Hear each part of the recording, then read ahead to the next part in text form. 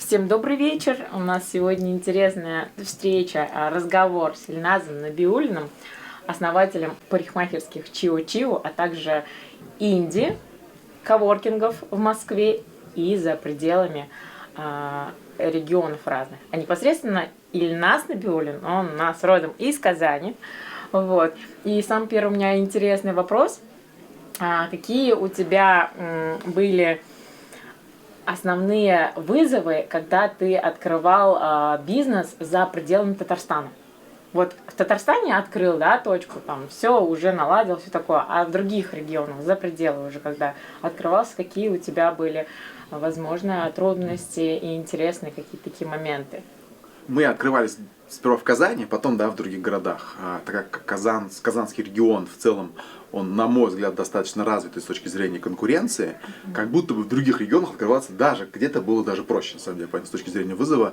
Это вот закрепиться у себя было сложнее где-то, чем, например, открыться в каком-то регионе, где, допустим, твой сегмент не был так хорошо представлен. С чем мы сталкивались? Это мы сталкивались, может быть, с каким-то недоверием, потому что все равно как-то в тот момент это было актуально, что вроде бы федеральная компания, ну мы себя уже так позиционируем, как это обычно бывает, да, у тебя там одна точка в Казани, ты вот как бы одна точка. Да. Открыл вторую в Уфе, и ты уже такой, ну вроде как уже федеральная компания, да, или как одну открыли в Казахстане, уже вроде как международно начинает себя называть. Так вот, когда мы начали открывать уже в других городах, мы сталкивались с тем, что нам говорили, вы не из Москвы, там, да, вы не, ну, соответственно, из региона где-то, а что это там Казань, мы не доверяем и так далее. Мы брали другим, мы брали не тем, что мы классные, мы брали тем, что Казань классный город, приглашали всех в Казань, вы приезжайте к нам, хотя бы, если вам даже наш бизнес, наша задача была в чем, чтобы люди приехали, увидели, что бизнес классный и купили нашу франшизу, и мы говорили, даже если франшиза не понравится, вы посмотрите классный город. И многих закрывали, ну, там, да, приглашали на то, что они приходили к нам, приезжали в Казань, чтобы посмотреть город, и заодно заскочить к нам, посмотреть наш бизнес. И когда они уже смотрели бизнес, мы уже там дальше показывали и так далее. И в целом, оказывается, людям и нравился, как бы, и экскурсия нравилась по городу, город нравился, и франшиза наша нравилась, и покупали. Поэтому вот так вот хитрили тогда. Интересный подход, надо запомнить, записать. И еще такой интересный вопрос. Планируете выходить на зарубежный рынок? Сейчас мы представлены уже в 5 странах. Я здесь двояко смотрю. Концептуально я считаю, что для многих ниш оставаться в своем регионе уже этого достаточно. Ну, в своем регионе, в своей России, там, да, потому что Россия 150 миллионов, огромное количество городов, большой рынок.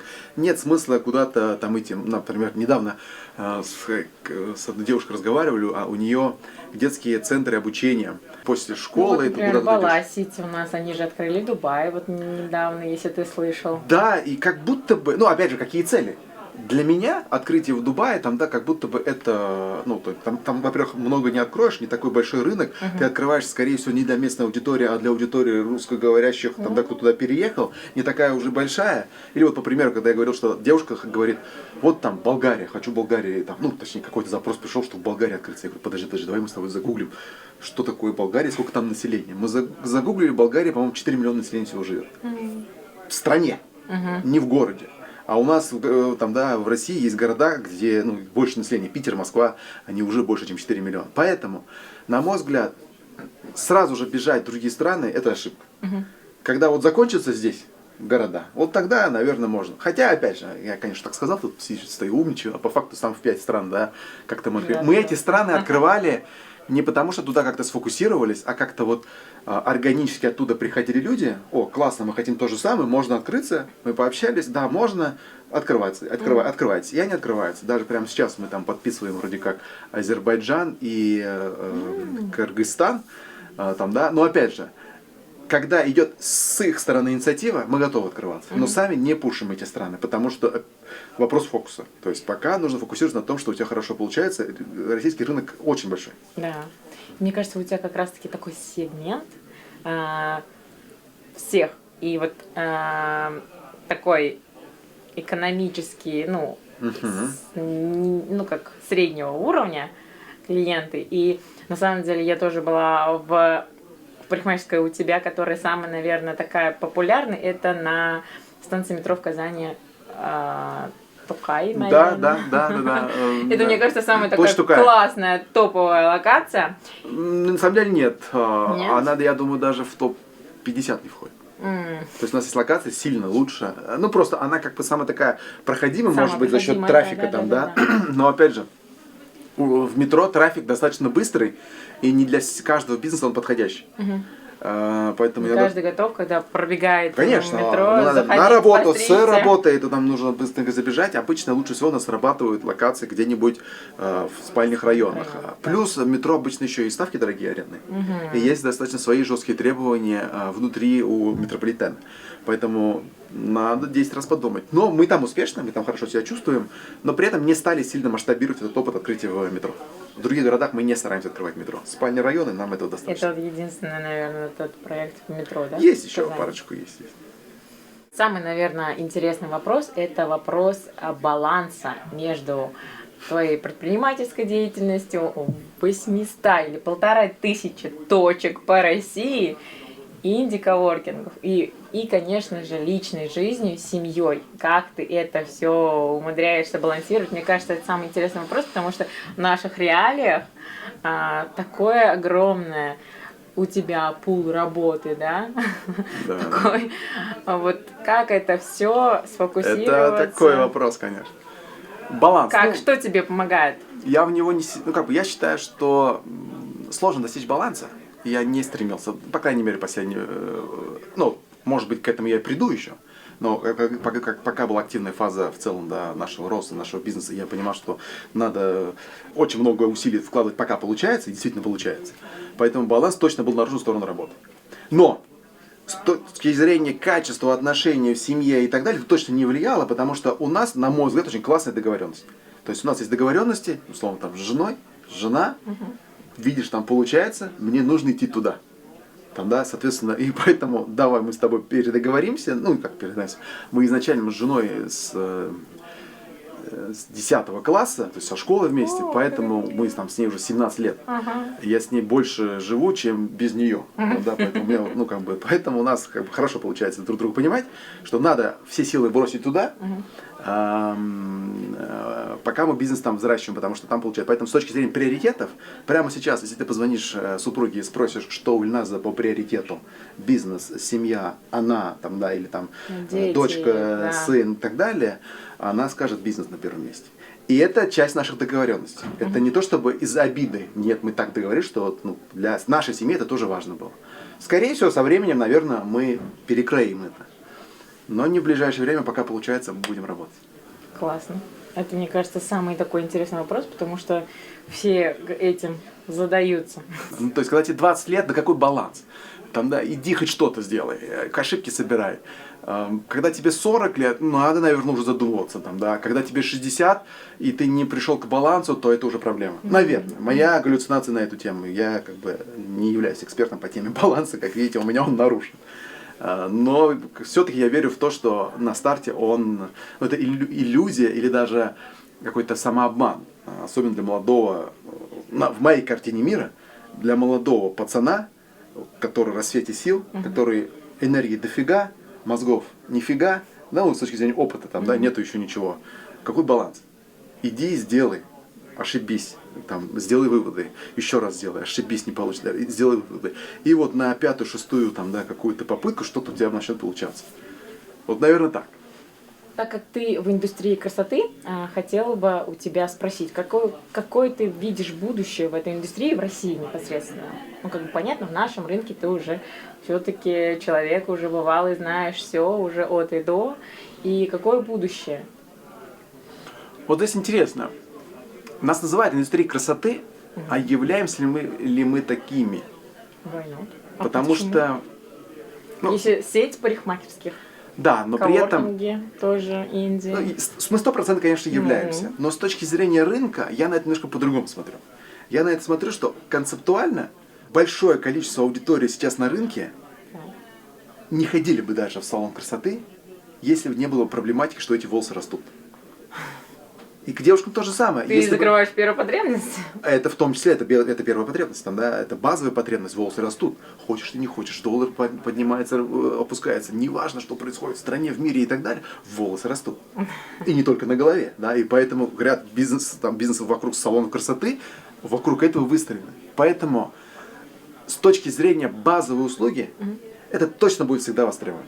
С точки зрения вот всего, что уже сверху, когда уже идет надбавка над базовые услуги, когда хочется уже сверхсервис делать, получать какое-то сверхкачество услуги, какие-то новшества, там, да, какие-то новаторские и так далее, там, конечно, как будто бы волатильность от кризисов на рынке, это больше чувствительность к этой волатильности. А вот в базовые услуги это будет всегда востребовано, всегда будет работать. Мы поэтому в большинстве своем будем твердо всегда стоять на том, что на базовую услугу мы закрываем, и там у нас все хорошо. Вот даже сейчас, там, да, вроде бы там ключевую ставку поднимают, вроде бы какой-то вот есть ажиотаж, там, да, предприниматели немножко там все на нервах, и видят, что что-то не то происходит, да. А мы каждый месяц бьем рекорды.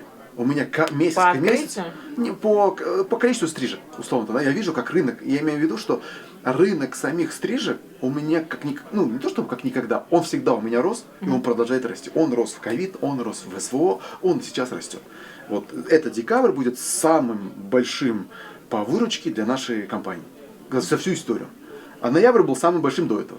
А октябрь был самым большим до этого. Мы каждый месяц бьем рекорды. Почему? Потому что мы закрываем базовые. Я не потому, что мы какие-то красавчики, мы такие молодцы и так далее. Ну, в том числе. Потому что мы закрываем базовую потребность, а она всегда будет востребована. Поэтому выбор ниши, как бы, так получилось, что мы эту нишу выбрали. Ну да. Вопрос к мотивации. Как ты мотивируешь свою команду вот как раз-таки достигать таких высот, как ты говоришь, что ты каждым месяцем все прорастаешь. Интересно, какая у вас там, мотивацию ты придумал? В целом, как будто бы действительно мотивация наша сильная сторона. Даже не сколько мотивация, а именно какое-то вовлечение. То есть вовлечь команду в какие-то цели, сделать так, чтобы их личные цели как-то соприкасались с целями компании. Это у нас там всегда удавалось. Вот, скажу словами одного из наших топов, говорит следующее. Ильнас, в целом, я четко понимаю, что я могу сегодня же найти работу в какой-нибудь большой корпорации, называть какие-то большие прям имена, которые там, да, все мы с вами знаем, какие-то большие корпорации, которые точно мне заплатят больше, для которых точно будет больше каких-то там условий с точки зрения офиса, бесплатные мытые мандаринчики, там, не знаю, вода, ДМС, вот эта вся история, там, да. Фитнес внутри, там, еще что-то, книжный клуб. Что там, да, максимально предлагают. Я точно знаю, что мне заплатят больше, этих услуг там будет больше, но при этом самое ключевое, что я получаю в этой компании, это то, что я знаю, что мы строим большую интересную историю, и мы меняем рынок салонов, мы меняем рынок парикмахерских в России, и я в этом участвую не в последней роли.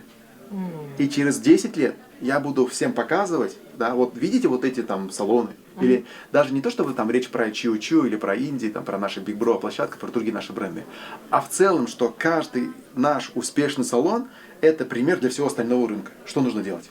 И другие тоже подтягиваются. Когда мы заходили в этот рынок, самый крупный игрок насчитывал 60 точек. Сейчас у нас там 700 точек, на втором месте 400, там еще пару игроков там по 200, по 300. То есть они тоже подтягиваются все. И другие тоже начинают. Кто-то линолеум поменял, кто-то покрасил стены наконец-то, кто-то свет поставил парикмахеры, и наконец-то парикмахеры глаза свои не портят, работают нормально. То есть мы поднимаем весь уровень этого рынка. Поэтому вот они верят в эту историю, вовлекаются. И для них работать в Чио-Чио там, или в других наших компаниях с точки зрения большой идеи круче звучит, чем мытые мандарины в офисе. Крупные компании, да. Огромные. Да. У нас мытых мандаринов нет, друзья. Вопрос, знаешь, какого плана? У нас непосредственно также была спикером твоя, наверное... Партнер, да. Партнер, да, и по как раз-таки Индии коворкингу. Чем она тебя зацепила?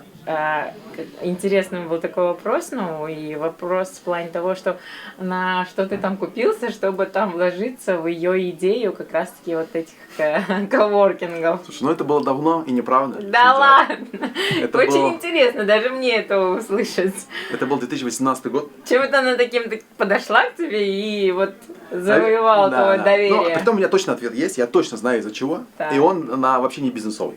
Он точно на уровне каких-то вот там... Ну, это вопрос тому, что вот опять-таки как людям интересно подойти, опять-таки, вот ты говоришь, это не бизнесовый. Да. Вот все равно это фишка же, получается, ее, Да. как она вот сделала так, чтобы ты доверился. Ключевое, я считаю, что у предпринимателя это его энергия.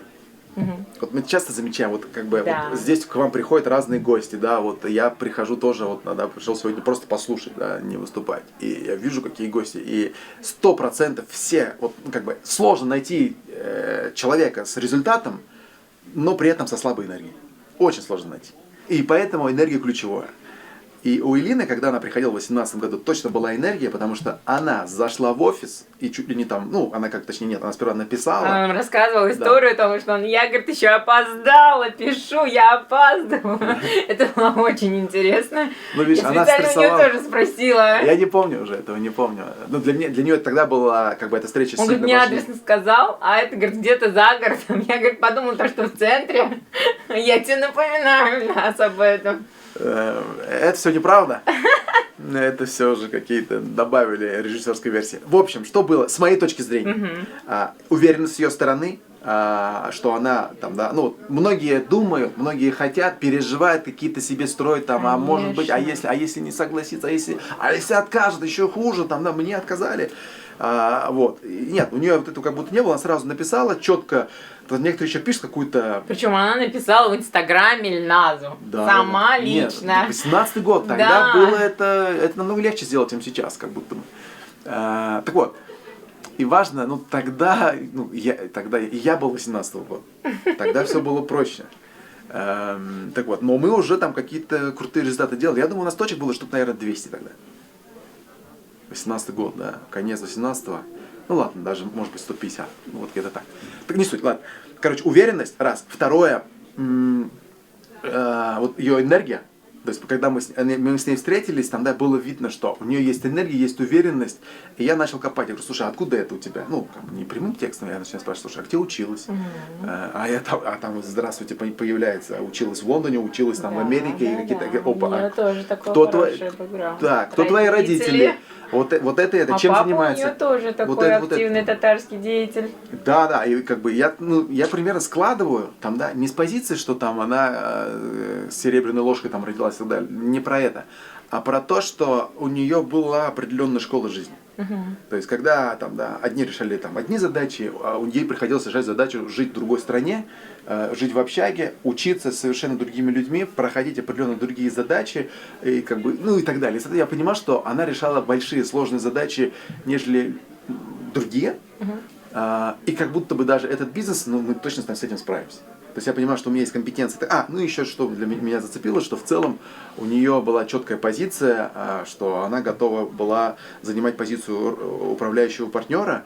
И вот, ну как-то, знаешь, вот какого-то эгоцентризма с ее стороны, что я вот тут, может быть, подумаю, еще такое дело. Или у нас вот есть классный проект, я в это верю, мне вот тебя порекомендовали, предлагаю вот вместе с тобой, доверяю тебе по твоим вопросам, свои вопросы буду сама закрывать. Все.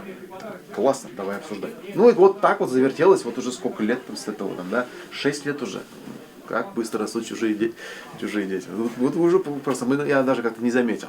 Все прекрасно, за это время ни одного конфликта, ни одних каких-то, ну, не то чтобы спорных моментов, да, какие-то вопросы, там, стратегии мы всегда обсуждаем, и если в целом что-то, как бы мы разнимся по каким-то темам, то зачастую я обычно, на самом деле, ей отдавал все равно пальму первенства, чтобы она принимала решение, и мы с этим справлялись, все хорошо. Даже в самые сложные моменты мы точно не потеряли партнерство, точно не потеряли доверие друг к другу, и у меня 100% доверия. Ну вот так сложилось. При этом важно, сейчас вот ты скажешь, кто-то опять сейчас придет, она будет писать, вот же, как Елена и так далее. То есть концептуально я не ищу. каких-то партнерств. Так и тогда не искал. Но это не значит, что нету возможности, что если есть какой-то интересный проект, мы там, да, не зацепимся за это и не начнем что-то из этого раскручивать. Но ключевое должно быть вот энергия, уверенность и бэкграунд. Все-таки просто на одной идее, на мой взгляд, никуда не уехать. Идея вообще ничего не стоит, на самом деле. Важна реализация, а она, когда приходила, у нее уже была реализация этого проекта. Да. И успешная. У нее уже как раз таки. Вот вопрос сейчас уже тоже перетекающий.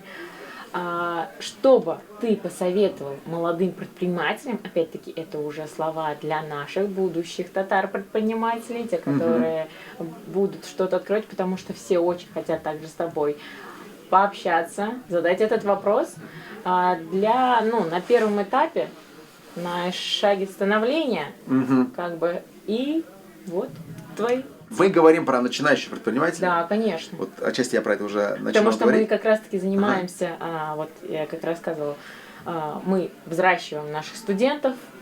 Тут в Москве у нас очень сильное студенческое сообщество. Мы работаем со студентами, как раз-таки их здесь помогаем, здесь им в Москве. Добро. Ну смотри, начинающий предприниматель. Что бы я порекомендовал? Я считаю, что ключевое, что есть у начинающего предпринимателя, это вот, как я говорил, это у него очень много времени, очень много энергии, но очень мало опыта. И вот нужно там, да, соответственно, свою энергию, свое время менять на опыт.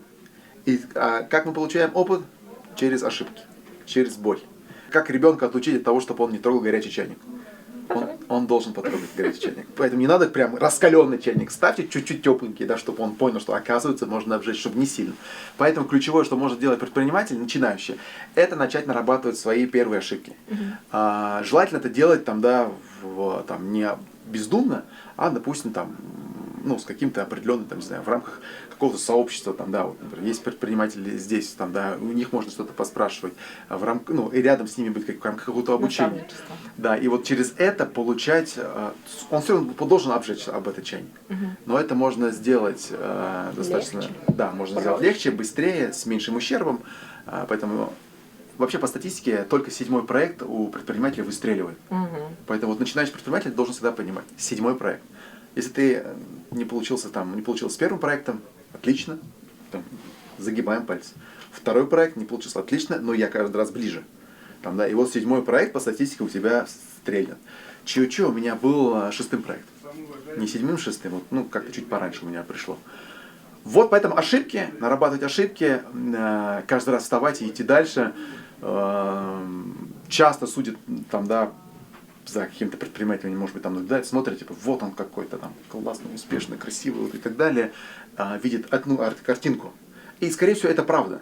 Но при этом за этой картинки не видно, да, вот, всего кладбища идей, кладбища проектов, да, огромных каких-то шишек, вот, набитых там, да, или каких-то ран и так далее, потому что он про это не покажет, там, да, и не обязан показывать.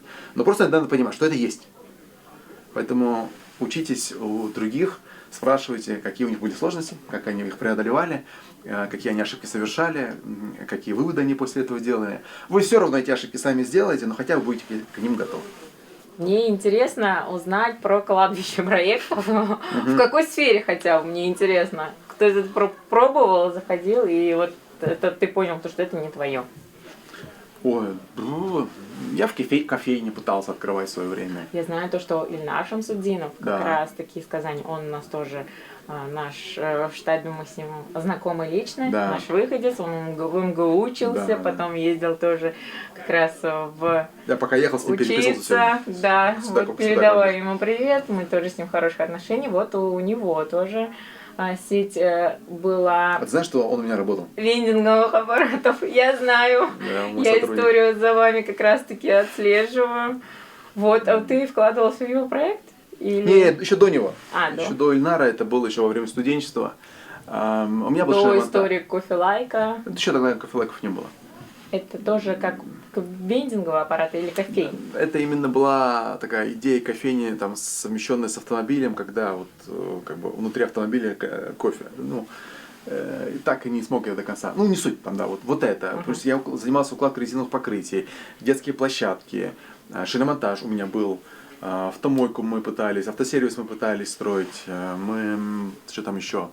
по квартирам, ремонт, стройка, укладка красивых покрытий, уже сказал, да. Что там еще из сеть маникюрных студий у меня была, даже несколько точек. Магазины бижутерии, магазины одежды, даже какие-то попытки были. Интернет-магазины даже несколько. Что еще, что еще? Дай бог памяти-то. Заточка инструментов. Я даже купил этот бизнес, потом понял, что не мое, даже не стал продавать, просто закрыл. Я купил бизнес, через полгода его закрыл, основатель, который продал, он такой. Ну, тогда это было так, ну, потому что это был маленький бизнес, вот. Страховой бизнес, автопрокатный бизнес у меня был.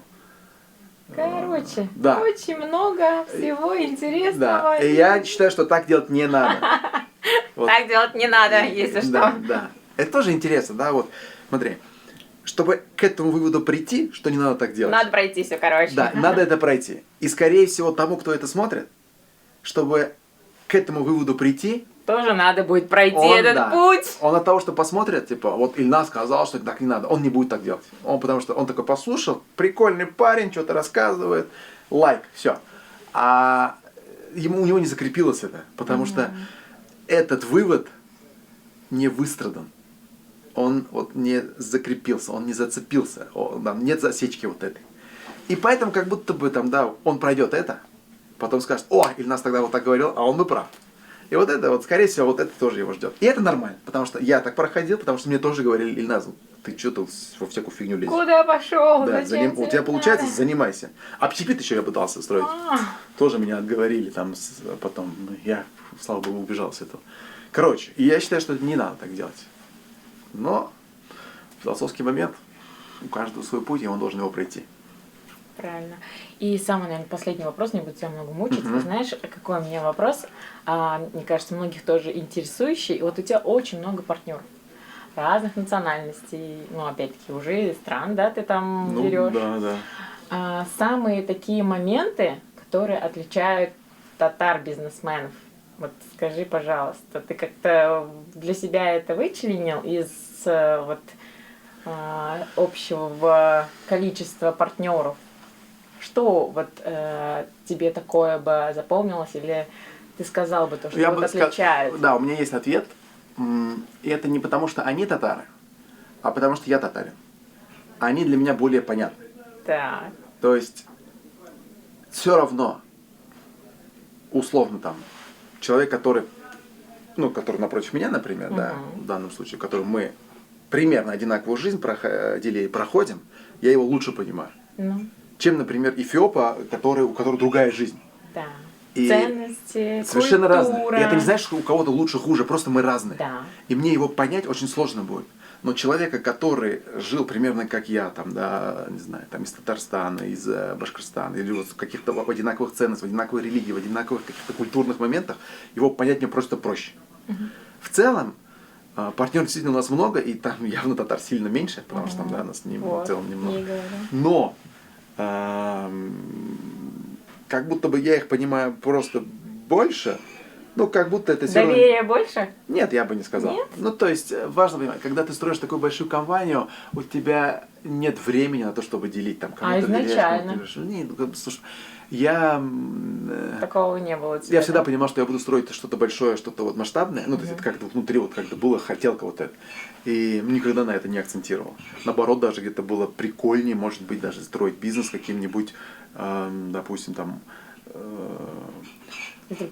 Да, или... бурятом, потому что, ну, вот бурят для меня, у меня есть действительно друг из Новосибирска, он бурят, он прям буддист-бурят, мы с ним вот летали вместе в Корею даже, и для меня было удивлением, то есть он россиянин, он прям чистейший русский, мы с ним очень хорошо разговариваем, у него здесь бизнес, он давно живет, ну, в смысле, давно живет, он здесь родился, и мы идем по Корее, значит, по Сеулу, хоп, он куда-то пропал. Я такой, ну, ищу его глазами.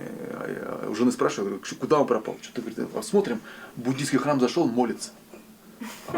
И я впервые вижу человека из России, буддиста, который молится в буддийском храме. Я такой, вау, как это круто. Там, да? И я к тому, что Россия же огромная страна. Да, и, соответственно, вот для меня как будто бы даже с другими там, да, в том числе был какой-то новый азарт, что-то новое. Отличает ли это бизнесовых результатов? Не знаю.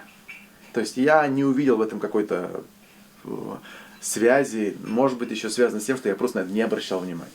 Для меня неважно было это там ИП там, такой, посякой, там, у него есть либо показатели, либо нет, потому что все-таки я по Excel веду бизнес не через людей, а через показатели. А у показателях там все одно, это эти арабские цифры. Спасибо, Ильназ. Надеюсь, был полезен. Да, мы теперь это выставим обязательно, так что смотрите. Ставьте лайки, пишите ваши комментарии и подписывайтесь на нас. Приходите в гости. До встречи! Ю-ху!